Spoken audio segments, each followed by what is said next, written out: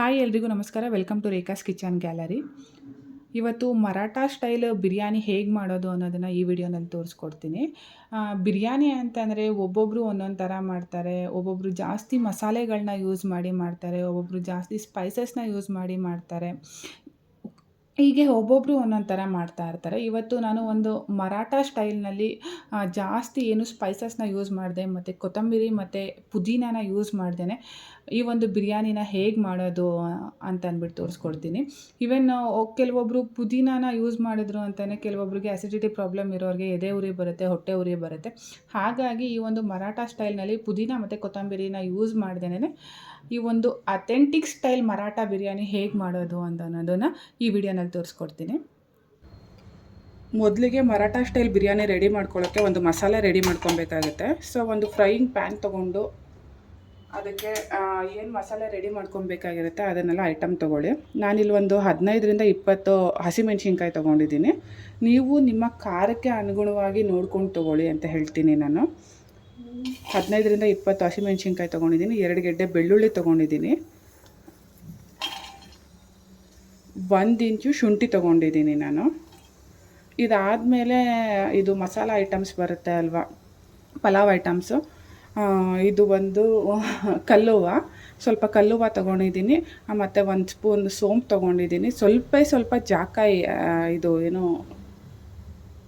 ಹೇಳ್ತಾರೆ ಇದಕ್ಕೆ, ಇದನ್ನು ತೊಗೊಂಡಿದ್ದೀನಿ ನಾನು. ಮತ್ತು ಇದು ಒಂದು ಸ್ಟಾರ್ ಅನೀಸು ಮತ್ತು ಲವಂಗ, 2 ಏಲಕ್ಕಿ, 2 ಮರಾಠಿ ಮೊಗ್ಗು, 1 ಇಂಚಿನಷ್ಟು ಚಕ್ಕೆ ತೊಗೊಂಡಿದ್ದೀನಿ. ಇದು ಜಾಕಾಯಿ ತೊಗೊಂಡಿದ್ದೀನಿ. ಇದಕ್ಕೆ ಜಾಪತ್ರೆ ಅಂತ ಹೇಳ್ತಾರೆ. ಇದನ್ನು ತೊಗೊಂಡಿದ್ದೀನಿ ನಾನು. ನೋಡಿಕೊಂಡು ನೀವು ನಿಮ್ಮ ಒಂದು ಅಂದರೆ ಎಷ್ಟು ಕ್ವಾಂಟಿಟಿನಲ್ಲಿ ಮಾಡ್ತೀರಾ ಅದಕ್ಕೆ ನೋಡಿಕೊಂಡು ಅನುಗುಣವಾಗಿ ತೊಗೊಳ್ಳಿ. ನಾನು ಇದರಲ್ಲಿ 1 kg ಅಷ್ಟು ಚಿಕನ್ ತೊಗೊಂಡಿದ್ದೀನಿ. ಸೊ ನಾನು ಇಷ್ಟು ತೊಗೊಂಡಿದ್ದೀನಿ. ನೀವು ಏನು ಕ್ವಾಂಟಿಟಿನಲ್ಲಿ ಮಾಡ್ತೀರಾ ಅದಕ್ಕೆ ನೋಡಿಕೊಂಡು ಅನುಗುಣವಾಗಿ ತೊಗೊಳ್ಳಿ ಅಂತ ಹೇಳ್ತೀನಿ. ಇದನ್ನೆಲ್ಲ ಹಾಕಿ ಇದನ್ನು ಕೂಡ ಜೊತೆಯಲ್ಲೇ ಫ್ರೈ ಮಾಡ್ಕೊಳ್ಳಿ.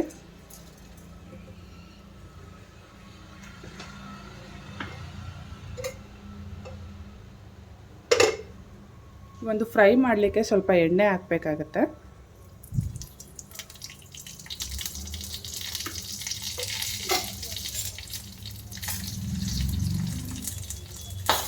ಮೊದಲನೇದಾಗಿ ಇದನ್ನು ಫ್ರೈ ಮಾಡಿ ತೆಗೆದಿಟ್ಕೊಳ್ಳಿ.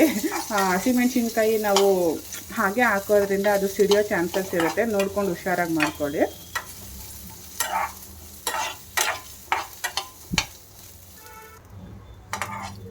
ಸಣ್ಣ ಉರಿನಲ್ಲೇ ಇಟ್ಕೊಂಡು ಈ ರೀತಿ ಫ್ರೈ ಮಾಡ್ಕೊಳ್ಳಿ. ಮತ್ತು ಇದಕ್ಕೆ ಕೊತ್ತಂಬರಿ ಮತ್ತು ಪುದೀನ ಅವಶ್ಯಕತೆ ಇಲ್ಲ. ಮರಾಠಿ ಸ್ಟೈಲ್ನಲ್ಲಿ ಮಾಡಬೇಕಾದ್ರೆ ಬಿರಿಯಾನಿನ ಪುದೀನ ಮತ್ತು ಕೊತ್ತಂಬರಿ ಅವಶ್ಯಕತೆ ಇರಲ್ಲ. ಬೇಕಿದ್ರೆ ನೀವು ಲಾಸ್ಟಲ್ಲಿ ನೀವೇನಾದರೂ ಹಾಕ್ಕೊಳ್ಬೇಕು ಅನ್ನೋದಿತ್ತು ಅಂತಂದರೆ ಕಟ್ ಮಾಡಿ ಹಾಕ್ಕೊಳ್ಳಿ. ಇಷ್ಟು ಫ್ರೈ ಆದರೆ ಸಾಕು. ಇದನ್ನು ಸೈಡ್ಗೆ ಎತ್ತಿಡಿ, ಸ್ವಲ್ಪ ತಣ್ಣಗಾಗಲಿ. ಆಮೇಲೆ ಇದನ್ನು ಫೈನ್ ಪೇಸ್ಟ್ ಮಾಡ್ಕೊಳ್ಳೋಣ. ನೆಕ್ಸ್ಟು ಅದು ತಣ್ಣಗಾಗೋ ಅಷ್ಟರಲ್ಲಿ ಮಸಾಲೆ ರುಬ್ಕೊಳ್ಳಿಕ್ಕೆ ಒಂದು ಬಿರಿಯಾನಿ ಪಾತ್ರೆ ಇಟ್ಟು ಅದಕ್ಕೆ ಸ್ವಲ್ಪ ಎಣ್ಣೆನ ಹಾಕ್ಕೊಳ್ಳಿ. ಎಣ್ಣೆನ ನಿಮಗೆ ಗೊತ್ತಿರುತ್ತೆ, ನೋಡ್ಕೊಂಡು ಹಾಕ್ಕೊಳ್ಳಿ ನೀವು. ನಾನು ಇದರಲ್ಲಿ ಒಂದು 3-4 ಸ್ಪೂನ್ ತೊಗೊತಾ ಇದ್ದೀನಿ.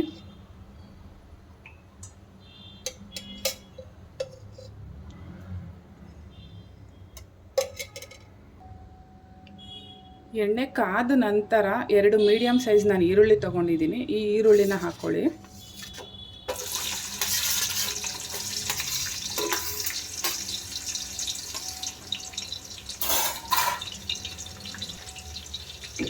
ಈರುಳ್ಳಿ ಎಣ್ಣೆನಲ್ಲಿ ಕ್ಲೀನಾಗಿ ಫ್ರೈ ಆಗಲಿ.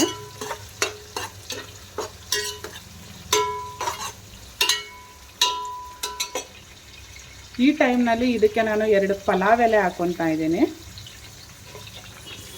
ಇದನ್ನು ರುಬ್ಕೊಳ್ಳಿಕ್ಕೆ ಹಾಕ್ಕೊಳ್ಳಿಕ್ಕೆ ಹೋಗ್ಬೇಡಿ. ಪಲಾವ್ ಎಲೆನ ಒಗ್ಗರಣೆಗೆ ಹಾಕ್ಕೊಳ್ಳಿ. 2 ಹಾಕ್ಕೊಳ್ಳಿ ಸಾಕು, ಜಾಸ್ತಿ ಬೇಡ.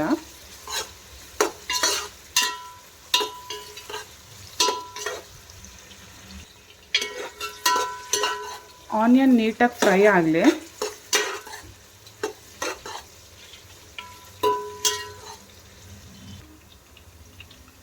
ಆನಿಯನ್ ನೀಟಾಗಿ ಫ್ರೈ ಆಗಿದೆ. ಇದಕ್ಕೆ ನೆಕ್ಸ್ಟು ನಾವು ಒಂದು ಮೀಡಿಯಮ್ ಸೈಜ್ನಲ್ಲಿ ಒಂದು 3 ಟೊಮೆಟೊ ತೊಗೊಂಡಿದ್ದೀನಿ. ಸ್ಲೈಸ್ ಆಗಿ ಕಟ್ ಮಾಡ್ಕೊಳ್ಳಿ ಉದ್ದುದ್ದಕ್ಕೆ. ಈ ಟೊಮೆಟೊ ಹಾಕ್ಕೊಂಡು ಇದನ್ನು ಕೂಡ ಅಷ್ಟೇ ನೀಟಾಗಿ ಫ್ರೈ ಆಗಲಿ. ಟೊಮೆಟೊ ಮತ್ತು ಈರುಳ್ಳಿ ಎರಡನ್ನೂ ಕೂಡ ಎಣ್ಣೆಯಲ್ಲಿ ನೀಟಾಗಿ ಫ್ರೈ ಆಗಬೇಕು, ಅಲ್ಲಿವರೆಗೂ ಫ್ರೈ ಮಾಡ್ಕೊಳ್ಳಿ.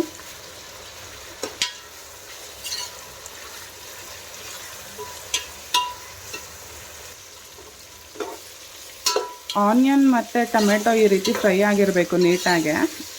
ಈ ಥರ ಆದಮೇಲೆ ನೀವು ಏನು ಚಿಕನ್ನ ವಾಶ್ ಮಾಡಿ ಇಟ್ಕೊಂಡಿರ್ತೀರ ಅದನ್ನು ಹಾಕಬೇಕಾಗತ್ತೆ. ನಾನಿಲ್ಲಿ 1 kg ಚಿಕನ್ ತೊಗೊಂಡಿದ್ದೀನಿ ಸ್ಕಿನ್ ಔಟು. ನೀವು ಅಷ್ಟೇ ನೋಡ್ಕೊಂಡು ತೊಗೊಳ್ಳಿ. ಅಂದರೆ ಏನಾದ್ರು ನಿಮ್ಮ ಮನೇಲಿ ಜಾಸ್ತಿ ಜನ ಇದ್ದರು ಅಂತಂದರೆ ನೋಡಿಕೊಂಡು ನಿಮಗೆ ಹೇಗೆ ಅನಿಸುತ್ತೆ ಆ ಥರ ತೊಗೊಳ್ಳಿ ಚಿಕನ್ನ. 1 kg ಚಿಕನ್ ಸ್ಕಿನ್ ಔಟ್ ತೊಗೊಂಡಿದ್ದೀನಿ ನಾನು ಇದರಲ್ಲಿ.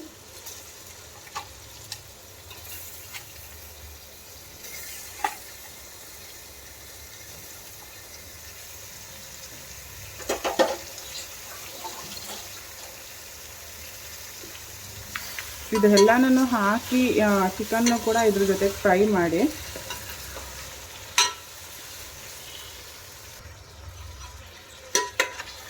ಯಾವಾಗಲೂ ಅಷ್ಟೇ ಚಿಕನ್ನ ಒಗ್ಗರಣೆಗೆ ಹಾಕಾದ್ಮೇಲೆ ಅದು ನೀರು ಬಿಟ್ಕೊಳ್ಳುತ್ತೆ ಅಲ್ವಾ, ಆ ನೀರೆಲ್ಲ ಸ್ವಲ್ಪ ಹೀರ್ಕೊಳ್ಳೋವರೆಗೂ ಕೂಡ ನೀವು ಬೇರೆ ಏನು ಮಸಾಲೆ ಹಾಕ್ಲಿಕ್ಕೆ ಹೋಗಬೇಡಿ. ಈ ಒಂದು ಟೈಮ್ನಲ್ಲಿ ಏನು ಆ ನೀರು ಬಿಟ್ಕೊಂಡಿರುತ್ತೆ ಅದಕ್ಕೆ ನೀವು ಮಸಾಲೆ ಹಾಕಿದ್ರಿ ಅಂತಂದರೆ ಅದು ಚಿಕನ್ನು ಸ್ವಲ್ಪ ಸರಿಯಾಗಿ ಬೆಂದು ಇರಲ್ಲ, ಮತ್ತು ಏನು ಹೇಳ್ತಾರೆ ಕೌಸ್ ವಾಸನೆ ಅಂತ ಬರುತ್ತೆ ಅಲ್ವಾ, ಅದು ಬರುತ್ತೆ. ಸೊ ಹಾಗಾಗಿ ಚಿಕನ್ನು ಅದರಲ್ಲಿರೋ ನೀರೆಲ್ಲ ಇವಾಗ ಬೇಯಬೇಕಾದ್ರೇ ಹೀರ್ಕೊಬೇಕು. ಆ ಥರ ಚಿಕನ್ನ ಫ್ರೈ ಮಾಡ್ಕೊಳ್ಳಿ ಎಣ್ಣೆನಲ್ಲೇ.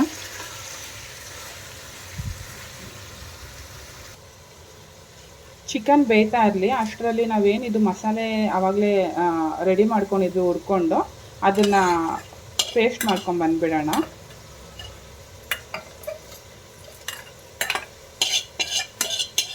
ಇದನ್ನು ಫೈನ್ ಪೇಸ್ಟ್ ಮಾಡ್ಕೊಬೇಕಾಗುತ್ತೆ. ಕೆಲವೊಬ್ಬರಿಗೆ ಚಕ್ಕೆ ಲವಂಗ ಎಲ್ಲ ಬಾಯಿಗೆ ಸಿಕ್ಕಿದ್ರೆ ಇಷ್ಟ ಆಗಲ್ಲ. ಇವನ್ ನನಗೂ ಕೂಡ ಇಷ್ಟ ಆಗಲ್ಲ ಚಕ್ಕೆ ಲವಂಗ ಅದೆಲ್ಲ ಇದರಲ್ಲಿ, ಅಂದರೆ ತಿನ್ನಬೇಕಾದ್ರೆ ಬಿರಿಯಾನಿನಲ್ಲಿ ಬಾಯಿಗೆ ಸಿಗ್ತಾ ಇದೆ. ಸೊ ಈ ಥರ ಪೇಸ್ಟ್ ಮಾಡಿ ಇದು ಮಾಡ್ಕೊಂಡಾಗ ನಾವು ಅದು ಏನು ಅಂದರೆ ಬಾಯಿಗೆ ಸಿಗೋದಿಲ್ಲ, ಚೆನ್ನಾಗಿರುತ್ತೆ. ಇದನ್ನು ಫೈನ್ ಪೇಸ್ಟ್ ಮಾಡ್ಕೊಂಬರೋಣ.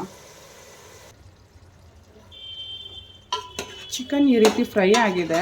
ಇವಾಗ ಇದಕ್ಕೆ ಒಂದು ಅರ್ಧ ಸ್ಪೂನ್ ಅರಿಶಿನ ಹಾಕ್ಕೊಳ್ತಾ ಇದ್ದೀನಿ ನಾನು.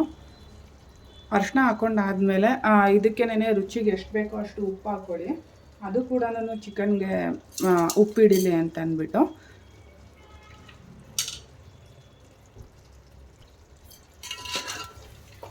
ಚಿಕನ್ಗೆ ಉಪ್ಪು ಅರಿಶಿನ ಹಾಕ್ಕೊಂಡಾದ್ಮೇಲೆ ಮಿಕ್ಸ್ ಮಾಡ್ಕೊಳ್ಳಿ.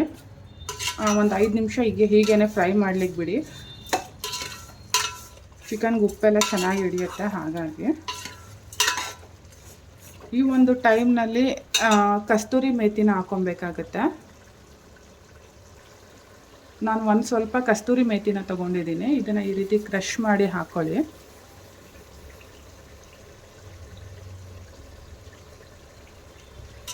ಅದನ್ನು ಹಾಕೊಂಡ್ಮೇಲೆ ಕ್ಲೀನಾಗಿ ಮಿಕ್ಸ್ ಮಾಡ್ಕೊಳ್ಳಿ. ಆಲ್ಮೋಸ್ಟ್ ಒಂದು 50% ಅಷ್ಟು ಚಿಕನ್ನು ಈ ಒಗ್ಗರಣೆನಲ್ಲೇ ಬೇಯಬೇಕಾಗುತ್ತೆ. ಆಮೇಲೆ ಅಕ್ಕಿ ಜೊತೆ ಇನ್ನೊಂದು 50% ಅಷ್ಟು ಬೇಯುತ್ತೆ.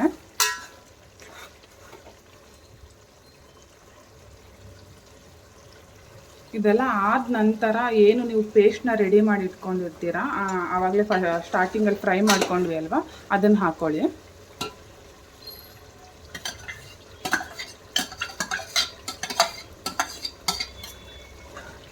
ಇದನ್ನು ಬೇಕಾದ್ರೆ ತೊಳೆದು ಆಮೇಲೆ ನೀವು ಲಾಸ್ಟಲ್ಲಿ ನೀರು ಅಡ್ಜಸ್ಟ್ ಮಾಡ್ತೀರಲ್ವ ಅಕ್ಕಿ ಹಾಕೋಕ್ಕೆ, ಆವಾಗ ಇದು ಮಾಡ್ಕೊಳ್ಳಿ.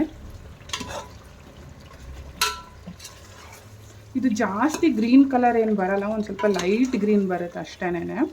ಮರಾಠ ಸ್ಟೈಲ್ನಲ್ಲಿ ಹಾಗೇನೆ ಜಾಸ್ತಿ ಏನು ಮಸಾಲ ಇರಲ್ಲ, ಜಾಸ್ತಿ ಇದಿರಲ್ಲ, ಲೈಟ್ ಗ್ರೀನ್ ಆಗಿರುತ್ತೆ.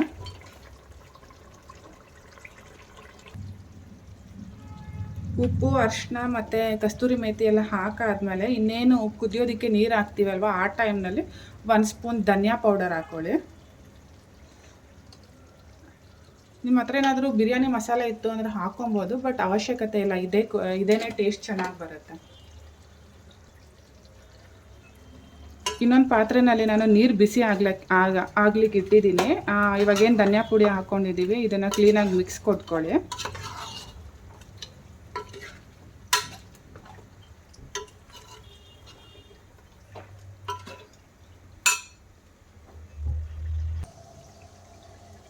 ನಾನು 3 ಲೋಟ ರೈಸ್ ತೊಗೊಂಡಿದ್ದೆ. ಹಾಗಾಗಿ ನಾನು 6 ಲೋಟ ನೀರನ್ನ ಇದರಲ್ಲಿ ಬಿಸಿ ಮಾಡ್ಕೊಂಡಿದ್ದೀನಿ ನಾನು. ಯಾವತ್ತೂ ಅಷ್ಟೇನೆ ಬಿರಿಯಾನಿನೇ ಆಗಲಿ ಏನೇ ಆಗಲಿ ಮಾಡಬೇಕಾದ್ರೆ ನೀರನ್ನು ಬಿಸಿ ಮಾಡಿ ಹಾಕಿದ್ರೆ ಅಂತಾನೆ ಅದಕ್ಕೆ ಕರೆಕ್ಟಾಗಿ ಹೊಂದ್ಕೊಳ್ಳುತ್ತೆ. ಇವಾಗ ಚಿಕನ್ ಎಲ್ಲ ಬೆಂದಿರುತ್ತೆ ಅಲ್ವಾ ಅರ್ಧ, ಆವಾಗ ಏನಾದ್ರು ನೀವು ತಣ್ಣೀರು ಹಾಕಿದ್ರಿ ಅಂತಂದರೆ ಅದು ಮತ್ತೆ ಇದಾಗ್ಬಿಡುತ್ತೆ. ಅದೇ ಬಿಸಿ ಹಾಕಿದ್ರಿ ಅಂತಂದರೆ ಅಲ್ಲಿಗೆ ಕರೆಕ್ಟಾಗಿರುತ್ತೆ. ಸೊ ಇದಕ್ಕೋಸ್ಕರ ಅಷ್ಟೇನೆ.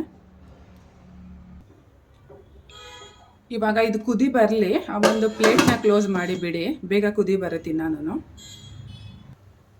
ನಾನು ಆದಷ್ಟು ಬಿಸಿ ನೀರು ಯೂಸ್ ಮಾಡಿದ್ದೆ ಅಲ್ವಾ, ಒಂದು 2-3 ನಿಮಿಷಕ್ಕೆಲ್ಲ ಕುದಿ ಬಂದಿದೆ. ಈ ರೀತಿ ಕುದಿ ಬಂದಾಗ ನೀವು ಏನು ಅಕ್ಕಿನ ವಾಶ್ ಮಾಡಿ ಇಟ್ಕೊಂಡಿರ್ತೀರ ಆ ಅಕ್ಕಿನ ಸೇರಿಸ್ಕೊಬೇಕಾಗತ್ತೆ. ನಾನು 1 kg ಚಿಕನ್ಗೆ 3 ಲೋಟ ಅಕ್ಕಿ ತೊಗೊಂಡಿದ್ದೆ ನಾನು. ಈ ಅಕ್ಕಿನ ನಾನು ಇದಕ್ಕೆ ಇವಾಗ ಕುದಿತಾರ ನೀರಿಗೆ ಹಾಕ್ಕೊಳ್ತೀನಿ. ಅಕ್ಕಿನಲ್ಲೂ ಕೂಡ ನೀರಿರುತ್ತೆ, ನೋಡಿ ಹಾಕ್ಕೊಳ್ಳಿ.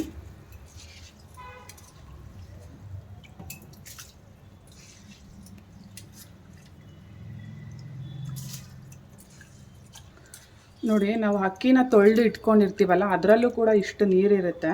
ಹಾಗಾಗಿ ನೀವು ಅಕ್ಕಿನ ಅಂದರೆ ತೊಳೆದು ಏನು ನೆನೆಸಿಟ್ಟಿರ್ತೀರ ಅದೇ ಪಾತ್ರೆನ ಬಗ್ಗಿಸ್ಬಿಡ್ಬೇಡಿ, ಕೈಯಿಂದ ಎತ್ತಾಕೊಳ್ಳಿ. ಆವಾಗ ಅಕ್ಕಿಲಿರೋ ನೀರೆಲ್ಲ ಇಲ್ಲೇ ಉಳ್ಕೊಳ್ಳುತ್ತೆ.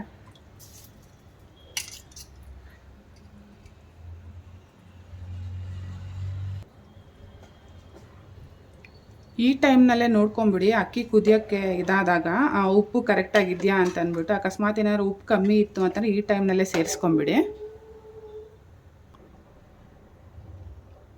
ಉಪ್ಪು ಕಮ್ಮಿ ಇದೆ ಅನಿಸ್ತು, ಅದಕ್ಕೆ ನಾನು ಈ ಟೈಮ್ನಲ್ಲಿ ಇನ್ನೊಂದು ಸ್ವಲ್ಪ ಉಪ್ಪನ್ನ ಸೇರಿಸ್ಕೊತಾ ಇದ್ದೀನಿ.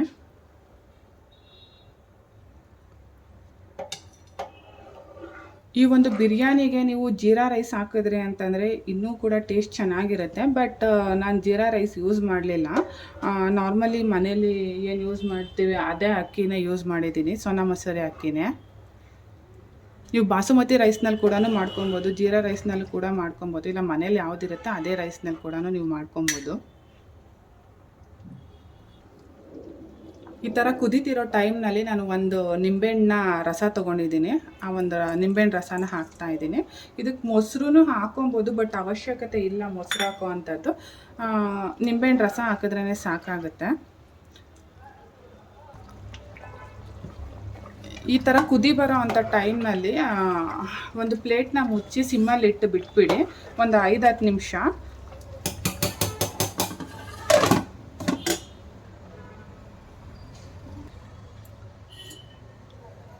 ಕುದಿತಾ ಇರ್ಬೇಕಾದ್ರೆ ಒಂದು 5 ನಿಮಿಷ ಈ ರೀತಿ ಕ್ಲೋಸ್ ಮಾಡಿ ಬಿಟ್ಟಾಗ ಈ ರೀತಿ ಆಗಿರುತ್ತೆ.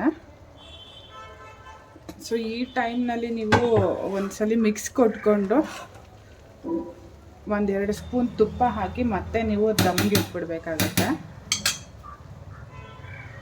ನಾನು 1-2 ಸ್ಪೂನ್ ತುಪ್ಪ ಹಾಕ್ಕೊತಾ ಇದ್ದೀನಿ ಈ ಟೈಮ್ನಲ್ಲಿ.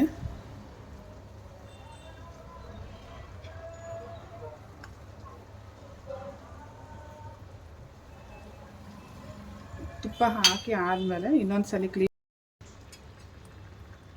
ತುಪ್ಪ ಹಾಕಿ ಈ ಥರ ಮಿಕ್ಸ್ ಕೊಟ್ಕೊಂಡು ಆದಮೇಲೆ ಇನ್ನೇನು ಒಂದು 80% ಅಷ್ಟು ಆಗಿರುತ್ತೆ. ಆ ಟೈಮ್ನಲ್ಲಿ ನೀವು ಏನು ಫ್ಯಾನ್ಸಿ ಇದೆಲ್ಲ ಏನು ಬೇಕಿಲ್ಲ ದಮ್ ಕಟ್ಟಲಿಕ್ಕೆ.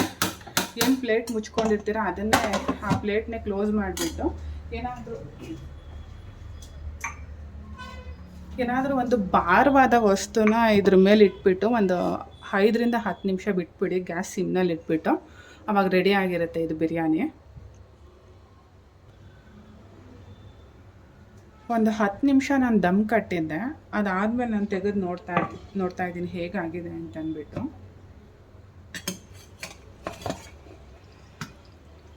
ಕರೆಕ್ಟಾಗಿ ಆಗಿದೆ ಅನ್ನ, ಇನ್ನೇನು ಇದು ಮಾಡೋ ಆಗಿರಲ್ಲ, ನೀಟಾಗೆ ಬಿಡಿಯಾಗೆ ಬೆಂದಿದೆ.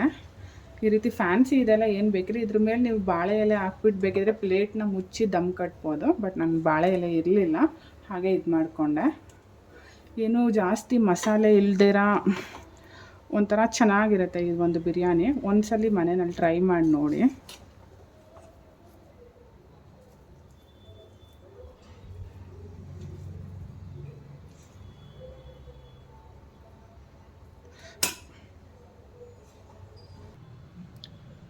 ನೋಡಿದ್ರಿ ಅಲ್ವಾ ಮರಾಠ ಸ್ಟೈಲ್ನಲ್ಲಿ ಹೇಗೆ ಈ ಒಂದು ಏನು ಜಾಸ್ತಿ ಸ್ಪೈಸಸ್ ಇಲ್ಲದೆ ಜಾಸ್ತಿ ಮಸಾಲ ಇಲ್ಲದೆ ಬಿರಿಯಾನಿನ ರೆಡಿ ಮಾಡೋದು ಅಂತ ಅಂದ್ಬಿಟ್ಟು ನೀವು ಒಮ್ಮೆ ಮನೆಯಲ್ಲಿ ಟ್ರೈ ಮಾಡಿ ಅಂತ ಹೇಳ್ತೀನಿ ನಾನು. ಹಾಗೆ ಈ ವಿಡಿಯೋ ಏನಾದರೂ ನಿಮ್ಗೆ ಇಷ್ಟ ಆಗಿತ್ತು ಅಂತಂದರೆ ದಯವಿಟ್ಟು ಲೈಕ್ ಮಾಡಿ, ಶೇರ್ ಮಾಡಿ, ಸಬ್ಸ್ಕ್ರೈಬ್ ಆಗಿ ನನ್ನ ಚಾನಲ್ಗೆ. ಹಾಗೆ ನಿಮ್ಮ ಅನಿಸಿಕೆ ಅಭಿಪ್ರಾಯಗಳನ್ನ ದಯವಿಟ್ಟು ಕಮೆಂಟ್ ಮೂಲಕ ತಿಳಿಸ್ಕೊಡಿ. Thank you so much for watching.